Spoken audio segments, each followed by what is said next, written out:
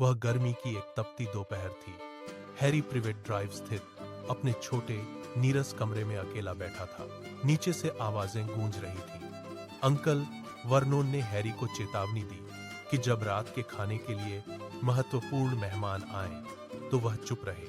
Harry ने आह भरी और अपने बिस्तर पर बैठ गया। उसने खुद से फुसफुसाते हुए कहा, बस कुछ ही घंटों का इंतजार बाकी है। अचानक एक अजीब सी आवाज ने सन्नाटे को तोड़ दिया। बड़ी हरी आंखों वाला एक छोटा दुबला पतला जीव प्रकट हुआ।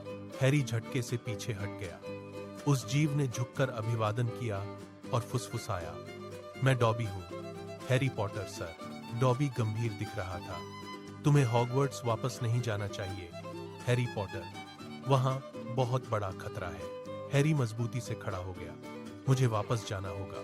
हॉगवर्ट्स ही मेरा एकमात्र सच्चा घर है, उसने घोषणा की। डॉबी रो पड़ा, तो डॉबी को तुम्हें रोकना ही होगा। अचानक उसने मेहमानों पर मिठाई गिराने के लिए जादू का इस्तेमाल किया। नीचे अफरा तफरी मच गई। अंकल वर्नोन गुस्से में चिल्लाए और बर्बाद हुई डिनर पार्टी के लिए हैरी को दोषी ठहराया। अंकल वर्नोन ने सजा के तौर पर हैरी को उसके कमरे में बंद करने के लिए खिड़की पर लोहे की सलाखें लगा दी। रात हो गई और कमरा अंधेरे में डूब गया। हैरी आकाश की ओर टकटकी लगाए देख रहा था। खुद को फंसा हुआ और अकेला महसूस कर रहा था। उसने फुसफुसाकर कहा, मैं वापस जाऊंगा। उसे नहीं पता था कि उसका सबसे खतरनाक साल उसका इंतजार कर रहा था। रात गहरी थी और घर में सन्नाटा था, लेकिन हैरी अपने कमरे में जाग रहा था। वह अपनी खिड़की की लोहे की सलाखों को घूर रहा था, खुद को फंसा हुआ महसूस कर रहा था और हॉगवर्ट्स को बहुत याद कर रहा था। अचानक कांच पर हल्की थपथपाहट की आवाज गूंजी, जिसने हैरी को उसके विचारों से चौंका दिया। वह खिड़की की ओर दौड़ा और अंधेरी रात में फुसफुसाया, वह कौन है? उसे आश्चर्य हुआ कि रॉन, फ्रेड और जॉर्ज बाहर एक जादुई उड़ने वाली कार में तैर रहे थे।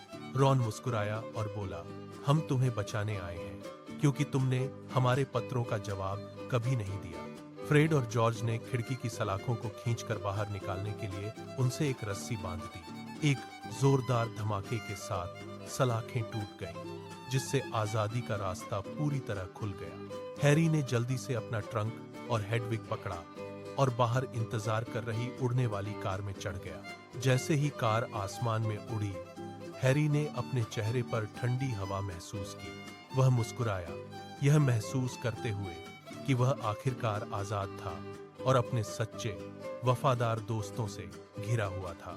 वे बरो की ओर उड़ गए, जहां हैरी को आखिरकार लगा कि उसे एक असली घर मिल गया है। उड़ने वाली कार धीरे धीरे बरो के छोटे आरामदायक आंगन में उतर गई। हैरी अपने सामने खड़े उस टेढ़े मेढ़े जादुई घर को आश्चर्य से देखता रह गया। रॉन ने गर्व से मुस्कुराते हुए कहा, बरो में तुम्हारा स्वागत है। जैसे ही हैरी कार से बाहर निकला, हवा ताजा और शांत थी, जो डर्सली के घर के बिल्कुल विपरीत थी। अंदर हैरी ने आश्चर्य से देखा कि रसोई के बर्तन हवा में अपने आप धुल रहे थे। अचानक श्रीमती वीसली अंदर आईं। उनका चेहरा सख्त था, लेकिन उनकी आंखों में प्यार भरा था। रॉन वीजली, क्या तुम सच में उड़ने वाली कार लेकर लंदन गए थे? उसने जोर से डांटते हुए कहा। हैरी को देखकर उसका चेहरा तुरंत कोमल हो गया। ओह प्यारे हैरी, क्या तुम ठीक हो? उसने तुरंत उसे एक गर्म पौष्टिक भोजन दिया और उसके साथ अपने बेटे जैसा व्यवहार किया। हैरी मेज पर बैठा था और एक ऐसी गर्माहट महसूस कर रहा था जिसे उसने पहले कभी नहीं जाना था। वीजली परिवार के चुटकुले सुनाने से कमरा हंसी से गूंज उठा, जिससे हैरी को वास्तव में घर जैसा महसूस हुआ। उस रात हैरी शांति से सो गया, यह कामना करते हुए कि वह हमेशा के लिए वहीं रह सके। गर्मी की छुट्टियां खत्म हुईं और मॉली वीजली की आवाज से पूरा घर गूंज उठा। हैरी का दिल तेजी से धड़क रहा था, क्योंकि आज हॉगवर्ट्स जाने का दिन था। सब लोग किंग्स क्रॉस स्टेशन पहुंचे, जहां भीड़ और शोर का माहौल था। रॉन और हैरी ने प्लेटफॉर्म 9 3 क्वारी की ओर दौड़ लगाई, लेकिन दीवार से टकरा गए। अजीब बात थी कि वे अंदर नहीं जा पाए, जैसे कोई अदृश्य दीवार थी। रॉन ने घबराकर कहा कि उन्हें अब अपने पिता की उड़ने वाली कार लेनी होगी। दोनों ने जादुई कार में बैठकर आसमान की ओर उड़ान भरी और बादलों में खो गए। नीचे पटरी पर दौड़ती ट्रेन को फॉलो करते हुए वे हॉगवर्ट्स की ओर बढ़ने लगे। अचानक कार खराब होने लगी और वे सीधे एक डरावने पेड़ से जा टकराए। वह वहम्पिंग विलो पेड़ था, जिसकी शाखाएं गुस्से में उन पर हमला करने लगी। किसी तरह जान बचाकर बाहर निकले तो कार ने उनका सामान फेंका और जंगल भागी। हैरी ने हॉगवर्ट्स को देखते हुए कहा कि यह साल बिल्कुल भी आसान नहीं होगा। हैरी और रॉन हॉगवर्ट्स के विशाल लोहे के फाटकों के सामने खड़े थे और विस्मय का अनुभव कर रहे थे। हल्की धूप में महल भव्य लग रहा था, फिर भी हैरी को सावधानी का एक अनजाना एहसास महसूस हो रहा था। रॉन ने फुसफुसाते हुए पूछा, क्या तुम तैयार हो?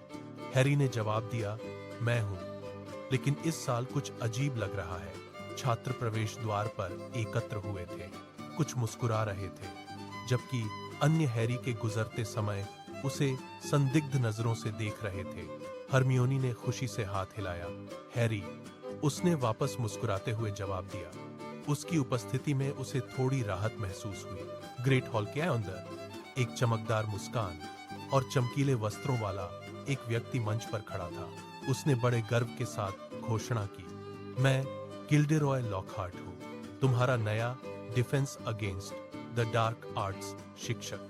हैरी ने उसे आत्म केंद्रित और मजाकिया पाया, फिर भी उसके बारे में बेचैनी की एक अंतर्निहित भावना थी। कक्षा के दौरान अचानक एक सिहरण भरी अनुभूति पूरे कमरे में फैल गई, जिससे छात्र पूरी तरह शांत हो गए। जल्द ही रहस्यमयी घटनाओं ने स्कूल को परेशान कर दिया। अकड़े हुए अंग, अजीब फुसफुसाहटें और दीवारों पर खून जैसी लाल संदेश में लिखा था, चैम्बर ऑफ सीक्रेट्स खुल गया है, जिसने पूरे महल पर एक गहरा साया डाल दिया। हैरी जानता था कि खतरा वास्तविक है। उसने दृढ़ संकल्प के साथ फुसफुसाते हुए कहा, यह साल पिछले साल से अधिक। अगली सुबह हॉगवर्ट्स शांत और धुंधला लग रहा था जब हैरी अपने कॉमन रूम में बैठा था। हैरी गहरी चिंता महसूस कर रहा था। क्या काली घटनाएं फिर से शुरू हो रही हैं? उसने खुद से फुसफुसाते हुए कहा। हरमियोनी धीरे धीरे उसके पास आई। हैरी, क्या तुमने वह भयानक खबर सुनी है? उसने चिंता के साथ पूछा। हैरी ने उसकी ओर देखा। क्या हुआ? उसने पूछा। उसका दिल अचानक डर से धड़कने लगा था। उसने उत्तर दिया, एक छात्र मिल गया है और खून से लिखा हुआ एक संदेश है। वे दौड़कर हॉल में पहुंचे और उन्होंने ये भयावह शब्द देखे, चैम्बर ऑफ सीक्रेट्स खुल गया है। लिखावट के बगल में एक छात्र पत्थर की तरह स्थिर खड़ा था। उसकी आंखें फटी हुई थीं और शरीर पूरी तरह से अकड़ा हुआ था। रॉन ने एक गहरी सांस ली। हॉगवर्ट्स अब सुरक्षित नहीं है, उसने स्पष्ट भय के साथ कांपते हुए कहा। स्कूल में डर फैल गया। छात्र डर के मारे फुसफुसा रहे थे और कई लोगों ने अपनी कक्षाओं में जाने से परहेज किया। लॉकहार्ट ने डींग मारी, चिंता मत करो, मैं सब कुछ संभाल लूंगा। लेकिन हैरी जानता था कि वह झूठ बोल रहा था। हैरी, रॉन और हरमियोनी ने जांच करने का फैसला किया। हमें अपराधी को ढूंढना ही होगा, हरमियोनी ने दृढ़ता से जोर दिया। हैरी ने पत्थर बने छात्र की ओर देखा और फुसफुसाया, यह रहस्य की केवल शुरुआत है। हॉगवर्ट्स बदल गया था। जहां कभी हंसी गूंजती थी, वहां अब पत्थर के गलियारों में एक भारी ठंडी खामोशी छा गई थी। छात्र डर के मारे फुसफुसा रहे थे। उनकी आंखें इधर उधर घूम रही थीं। उन्हें महसूस हो रहा था कि आसपास कुछ भयानक छिपा हुआ है। हैरी अकेले चल रहा था। तभी उसने एक ठंडी फुसफुसाती हुई आवाज सुनी, मार डालो, फाड़ डालो, नष्ट कर दो, मुझे भूख लगी है। हैरी जम गया, चारों ओर घबराकर देखने लगा, लेकिन गलियारा खाली था। उसे एक गहरा बढ़ता हुआ डर महसूस हुआ। कुछ दिनों बाद लॉकहार्ट ने एक द्वंद्व क्लब शुरू किया। हैरी का सामना ड्रेको से हुआ, जिसने एक विशाल हमलावर सांप को प्रकट किया। सांप एक छात्र पर झपटा। हैरी ने सहज रूप से चिल्लाकर कहा, रुको, और उससे पार्सल टांग सांपों की भाषा में बात की। सांप मान गया और चुप हो गया। हॉल में हड़कंप मच गया। किसी ने चिल्लाकर कहा, यह पार्सल माउथ है। छात्र पीछे हट गए। अफवाहें जंगल की आग की तरह फैल गईं। हैरी स्लिदरिन का वारिस है। वह फुसफुसाए। हैरी ने खुद को अलग थलग महसूस किया। लोग उससे दूर भागते थे। उनके चेहरे संदेह और ठंडे तीखे डर से भरे हुए थे। बिस्तर पर लेटे हुए हैरी ने सोचा, क्या मेरे अंदर कुछ काला है? क्या मैं ही इसके लिए जिम्मेदार हूँ? रॉन और हरमाइनी उसके पास आए। हम जानते हैं कि तुम वारिस नहीं हो, हरमाइनी ने दृढ़ विश्वास के साथ कहा। हैरी मुस्कुराया, अपने दोस्तों से सांत्वना पाकर। हालांकि अज्ञात का साया अभी भी हॉगवर्ट्स पर मंडरा रहा था। हॉगवर्ट्स के गलियारे शांत थे, फिर भी आधी रात की हवा में एक अजीब सा डर बना हुआ था। हैरी, रॉन और हरमियोनी स्कूल लाइब्रेरी के एक अंधेरे कोने में दुबक कर बैठे थे। हरमाइनी ने फुसफुसाते हुए कहा, हमें आज रात चैम्बर ऑफ सीक्रेट्स के बारे में सच्चाई का पता लगाना ही होगा। उन्होंने धूल भरी प्राचीन पुस्तकों को तब तक खंगाला जब तक कि हरमियोन को एक रोंगटे खड़े कर देने वाली लंबे समय से भुलाई गई किंवदंती नहीं मिल गई। पाठ से पता चला कि सालाज़ार स्लिदरिन ने कभी महल के भीतर एक गुप्त कक्ष बनाया था। हरमियोनी ने जोर से पढ़ा। स्लिदरिन ने एक राक्षस को अंदर छिपाया था, जिसे केवल उसका असली वारिस ही नियंत्रित कर सकता था। हैरी कांप उठा। उसे रहस्यमयी आवाजें और सांपों से बात करने की अपनी क्षमता याद आ गई। रॉन ने पूछा, क्या इसका मतलब यह है कि इन सभी भयानक हमलों के लिए वारिस जिम्मेदार है? हैरी ने अपने दोस्तों की ओर देखा और फुसफुसाया, क्या हो अगर लोग मेरे बारे में सही कह रहे हैं? हरमियोनी ने दृढ़ता से उत्तर दिया, तुमने किसी को नुकसान नहीं पहुंचाया है हैरी। हम सच्चाई का पता लगा लेंगे। उसने एक चतुर वेशभूषा का उपयोग करके स्लिदरिन हाउस में घुसपैठ करने की एक साहसी योजना प्रस्तावित की। तीनों दोस्त एकजुट होकर खड़े हो गए। उन्होंने अपने डर को एक खतरनाक नए मिशन में बदल दिया। हैरी, रॉन और हरमियोनी ने चैम्बर ऑफ सीक्रेट्स के बारे में चर्चा करने के लिए कॉमन रूम में इकट्ठा हुए। हरमियोन ने स्लिदरिन कॉमन रूम में चुपके से घुसने के लिए पॉलीजूस पोशन का उपयोग करने का प्रस्ताव रखा। तीनों ने जटिल और खतरनाक औषधि बनाने का कठिन कार्य शुरू किया। उन्हें दुर्लभ सामग्रियों की आवश्यकता थी और उन्हें स्नेप के निजी भंडार से आपूर्ति चुरानी पड़ी। हरमियोनी ने चेतावनी दी कि एक भी गलती पूरे महीने भर की प्रक्रिया को बर्बाद कर देगी। उन्होंने ड्रेको मैलफॉय से उसके रहस्यों के बारे में पूछताछ करने के लिए क्रैब और गॉयल का रूप धारण करने का निर्णय लिया। दो स्लिदरिन छात्रों के बाल चुराने के बाद उन्होंने औषधि का सेवन करने की तैयारी की। हैरी और रॉन ने मिश्रण पी लिया और महसूस किया कि उनके शरीर उनके सहपाठियों में बदल रहे हैं। हरमाइनी के साथ एक दुर्घटना हो गई और वह गलती से बिल्ली जैसे प्राणी में बदल गई। हैरी और रॉन स्लिदरिन कॉमन रूम में दाखिल हुए और उन्होंने एक संदिग्ध ड्रैको मैलफॉय का सामना किया। ड्रैको ने खुलासा किया कि वह वारिस नहीं था, जिससे चैम्बर का रहस्य अनसुलझा ही रह गया। जैसे ही औषधि का असर खत्म हुआ, लड़के वापस दौड़ पड़े। उनका मिशन अनिश्चितता में समाप्त हुआ। हॉगवर्ट्स में अब सन्नाटा और डर दोनों बढ़ चुके थे। खतरा हर जगह महसूस हो रहा था। हैरी के मन में एक ही सवाल था, यह सब कौन कर रहा है? एक दिन हैरी को एक पुरानी धूल भरी डायरी मिली। पहले पन्ने पर लिखा था टॉम रिडल। हैरी ने मजाक में डायरी पर लिखा, हेलो। अचानक शब्द गायब हो गए और नए शब्द उभरे। डायरी ने जवाब दिया, हेलो हैरी पॉटर। हैरी चौंक गया और पूछा, तुम कौन हो? डायरी ने लिखा, मैं टॉम रिडल हूँ, जो कई साल पहले हॉगवर्ट्स में पढ़ता था। हैरी ने पूछा, क्या तुम्हें चैम्बर ऑफ सीक्रेट्स के बारे में पता है? डायरी ने जवाब दिया, हाँ, मैं तुम्हें दिखा सकता हूँ। अचानक सब कुछ बदल गया। हैरी अतीत के हॉगवर्ट्स में पहुंच गया। वहां उसके सामने टॉम रिडल खड़ा था। टॉम ने हैरी को एक बाथरूम में ले जाकर कहा, यहीं एक लड़की मरी थी। हैरी ने पूछा, किसने मारा? टॉम ने कहा, वही मॉन्स्टर जो अब फिर से वापस आ गया है। हैरी ने डायरी कसकर पकड़ी और कहा, मुझे सच जानना ही होगा, चाहे कुछ भी हो। हॉगवर्ट्स में डर का माहौल था, क्योंकि छात्र समूहों में चल रहे थे और भीतर छिपे अदृश्य खतरे से भयभीत थे। हैरी और रॉन गलियारे से जल्दी जल्दी गुजरे। वे हरमियोन को ढूंढने और अपने निष्कर्ष साझा करने के लिए बेताब थे।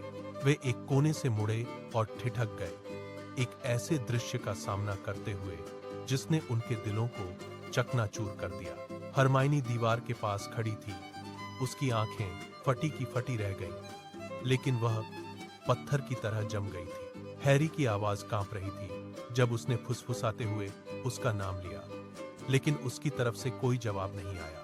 क्रोध से भरे हुए हैरी ने कसम खाई कि वह इस भयानक ठंडे हमले के लिए जिम्मेदार व्यक्ति को रोकेगा। उसने हरमियोनी के हाथ में दबा हुआ कागज का एक टुकड़ा देखा और सावधानी से उसे खींचकर बाहर निकाल लिया। कागज पर बेसिलिस्क लिखा था, एक ऐसा नाम जिसने हैरी के दौड़ते हुए दिमाग में एक एहसास जगा दिया। हैरी ने समझाया, यह एक विशाल सांप है जो एक ही नजर से मार डालता है। रॉन ने पूछा कि पीड़ित मृत होने के बजाय पत्थर के क्यों हो गए थे, और हैरी को इसका जवाब मिल गया। उन्होंने राक्षस को प्रतिबिंबों के माध्यम से देखा, इसलिए वे मृत्यु से तो बच गए, लेकिन पत्थर के बन गए। हैरी को एहसास हुआ कि उसने जो आवाज सुनी थी वह स्कूल की पाइपों से होकर गुजर रहे बेसिलिस्क। हैरी और रॉन अंधेरी रहस्यमयी सुरंग में नीचे उतरे। उनके कदमों की आहट नम दीवारों से टकराकर गूंज रही थी। हवा ठंडी थी और पानी के टपकने की आवाज ने भूमिगत मार्ग की खामोशी को भर दिया था। रॉन फुसफुसाया, मुझे यह बिल्कुल पसंद नहीं है। भारी स्थिर हवा में उसकी आवाज कांप रही थी। हैरी ने दृढ़ता से उत्तर दिया, मैं भी नहीं, लेकिन सच्चाई खोजने के लिए हमें आगे बढ़ते रहना होगा। उन्होंने कीचड़ भरी जमीन पर अजीब रेंगने के निशान देखे, जिससे पुष्टि हुई कि बेसिलिस्क यहां से गुजरा था। अचानक उनके पीछे एक जोरदार धमाका हुआ और गिरती हुई चट्टानों ने सुरंग के प्रवेश द्वार को पूरी तरह से बंद कर दिया। फंसे हुए रॉन ने हैरी से अकेले आगे बढ़ने का आग्रह किया, यह जानते हुए कि जिनी को अपनी जान बचाने के लिए तुरंत उसकी जरूरत थी। हैरी सांपों से सजे एक भव्य पत्थर के दरवाजे तक पहुंचा और प्राचीन पार्सल टांग में फुसफुसाया, खुल जा। दरवाजा चरमराते हुए खुला और एक विशाल अंधेरा हॉल दिखाई दिया, जहां जिनी फर्श पर बेसुध पड़ी थी। टॉम रिडल अंधेरे से बाहर निकला और ठंडी मुस्कान के साथ उसने दावा किया कि वह हैरी का इंतजार कर रहा था। रिडल ने खुलासा किया कि उसने डायरी के माध्यम से जिनी को नियंत्रित किया था और वह उसके द्वारा लिखे गए हर शब्द के साथ और अधिक शक्तिशाली होता जा रहा था। जैसे ही जिनी की सांसें धीमी हुईं, हैरी रिडल के सामने अकेला खड़ा हो गया, यह जानते हुए कि अंतिम लड़ाई आखिरकार शुरू हो चुकी है। हॉगवर्ट्स अब लगभग खाली सा लगने लगा था। कई छात्र डर के मारे घर जा चुके थे। हैरी और रॉन ग्रेट हॉल की ओर जा रहे थे। कुछ बहुत गलत होने वाला है, हैरी बोला। तभी अचानक एक टीचर भागते हुए आया। सभी ध्यान दें, एक छात्रा को चैम्बर में ले जाया गया है। पूरे हॉल में सन्नाटा छा गया। टीचर ने धीरे से कहा, वह छात्रा गिन्नी वीजली है। रॉन के चेहरे से रंग उड़ गया, उसकी आंखों में आंसू आ गए। वह मेरी बहन है। हैरी ने उसका कंधा पकड़ा। हम उसे बचाएंगे, चाहे कुछ भी हो जाए। रॉन। हैरी को अचानक कुछ याद आया। डायरी। गिन्नी हमेशा उस डायरी के साथ रहती थी। हैरी ने कहा, डायरी के अंदर जो टॉम रिडल है वही उसे कंट्रोल कर रहा था। हैरी ने गहरी सांस ली। हमें चैम्बर ढूंढना होगा। मुझे याद है, रास्ता बाथरूम में है। दोनों दौड़ते हुए बाथरूम पहुंचे। हैरी ने सिंक के पास जाकर पार्सल टांग में कहा, ओपन। अचानक सिंक हिलने लगा और नीचे एक बड़ा सा रास्ता खुल गया। वह बहुत डरावना था। हैरी ने कहा, अब वापस जाने का कोई रास्ता नहीं है। और दोनों अंधेरे में कक्ष में मौत जैसी शांति थी। हैरी टॉम रिडल के सामने खड़ा था, जबकि जिनी कमजोर और बेहोश पड़ी थी। रिडल ने ठंडे स्वर में कहा, तुम उसे नहीं बचा सकते। हैरी ने जोश के साथ जवाब दिया, मैं पूरी कोशिश जरूर करूंगा। रिडल ने हवा में अपना नाम लिखा टॉम मार्वोलो रिडल। अक्षर अपनी पहचान प्रकट करने के लिए बदल गए। अक्षरों को पुनर्व्यवस्थित करने पर बना I am Lord Voldemort. Harry ने स्तब्ध होकर उस काले जादूगर को घूरा। रिडल हंसा, मैं तुम्हारा अतीत हूं। अचानक एक प्रकाश की चमक ने अंधेरे नम कक्ष को भर दिया। फॉक्स फीनिक्स नीचे उतरा और उसने सॉर्टिंग हैट गिरा दी। हैरी ने अंदर हाथ डाला और एक तलवार बाहर निकाली। रिडल ने आदेश दिया, इसे खत्म कर दो। एक भयानक फुफकार गूंजी जैसे ही विशाल बेसिलिस्क परछाइयों से बाहर निकला। फॉक्स ने गोता लगाया और अपने पंजों से विशाल सर्प को अंधा कर दिया। बेसिलिस्क छटपटाने लगा, हैरी को देख पाने में असमर्थ था। हैरी ने तलवार को मजबूती से पकड़ लिया। उसने राक्षस के वार को चकमा दिया और अपनी पूरी ताकत से झपट्टा मारा। तलवार ने सांप के सिर को भेद दिया। जानवर गिर पड़ा, लेकिन एक विषदंत हैरी की बाह में गहराई तक धंस गया। विष उसकी नसों में दौड़ गया। फॉक्स ने घाव पर आंसू बहाए और उसके जादुई आंसुओं ने हैरी को तुरंत ठीक कर दिया।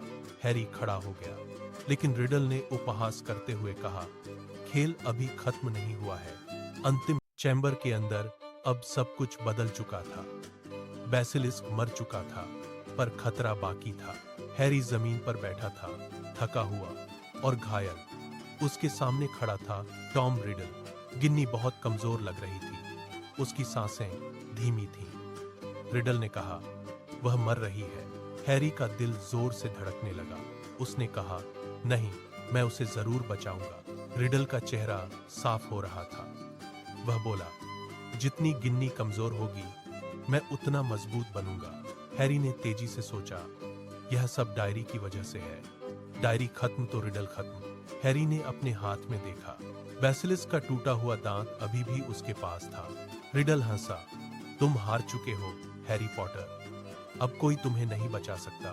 हैरी ने बिना समय गंवाए पूरी ताकत से बेसिलिस्क का दांत सीधे डायरी में घुसा दिया। डायरी से काला धुआं निकलने लगा।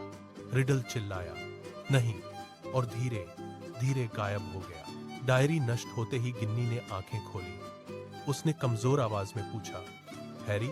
हैरी ने कहा, तुम ठीक हो? चैम्बर शांत था, खतरा खत्म हो चुका था, हम जीत गए। चैम्बर ऑफ सीक्रेट्स शांत था, खतरा टल चुका था और जिनी आखिरकार सुरक्षित थी।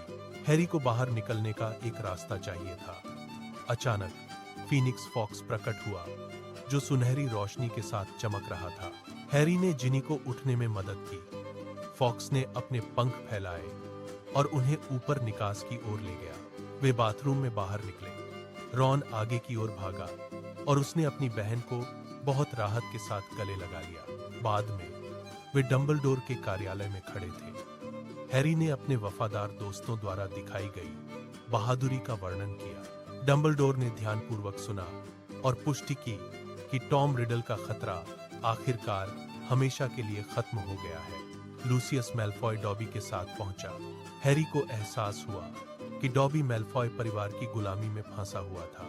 हैरी ने डायरी को एक मोजे के अंदर छिपा दिया और उसे लूसियस को सौंप दिया, जिससे उसे पूरी तरह से धोखा दिया। लूसियस ने डॉबी की तरफ मोजा फेंका। डॉबी ने उसे पकड़ लिया और उसे एहसास हुआ कि वह आखिरकार एक आजाद एल्फ बन गया है। डॉबी खुशी से झूम उठा।